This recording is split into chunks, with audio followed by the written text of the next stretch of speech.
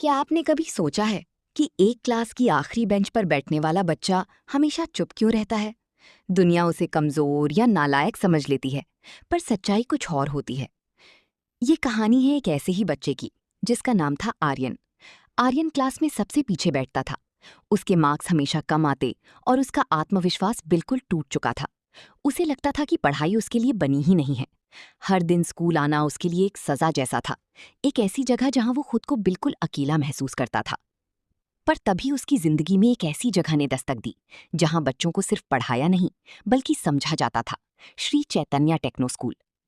जब आर्यन पहली बार यहाँ आया तो यहाँ के माहौल में एक अजीब सा सुकून था। यहाँ के टीचर्स ने उसकी कमजोरियों पर डांटने के बजाय उसके अंदर छुपे डर को समझा। उन्होंने देखा कि आर्यन पढ़ने में कमजोर नहीं है, बस उसके आत्मविश्वास की बुनियाद हिल चुकी है। उसे एक ऐसी जगह चाहिए थी जहां वो बिना डर के सवाल पूछ सके, एक सुरक्षित माहौल जहां उसकी आवाज को अनदेखा न किया जाए। उसकी क्लास टीचर ने उस पर ध्यान देना शुरू किया। रटने वाले तरीकों को छोड़कर उसे खेल खेल में और प्रैक्टिकल तरीके से चीजें समझाई जाने लगीं। जब भी वो कोई छोटी सी भी सफलता हासिल करता, टीचर उसे पूरी क्लास के सामने शाबाशी देते। धीरे धीरे आर्यन को महसूस होने लगा कि वो भी आगे बढ़ सकता है। जो किताबें उसे कल तक बोझ लगती थीं, अब वो उनसे दोस्ती करने लगा था। उसके अंदर का डर अब शौक में बदल चुका था। उसने उस आखिरी बेंच से उठकर सवाल पूछना शुरू कर दिया था।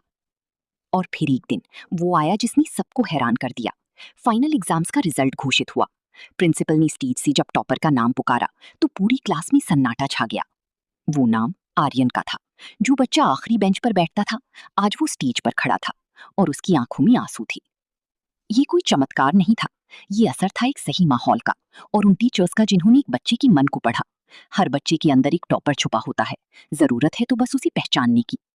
अगर आप भी चाहते हैं कि आपके बच्चे के अंदर का छिपा हुआ आत्मविश्वास बाहर आए और वो अपने सपनों की उड़ान भरे, तो आज ही उसकी सुनहरी भविष्य की शुरुआत करें।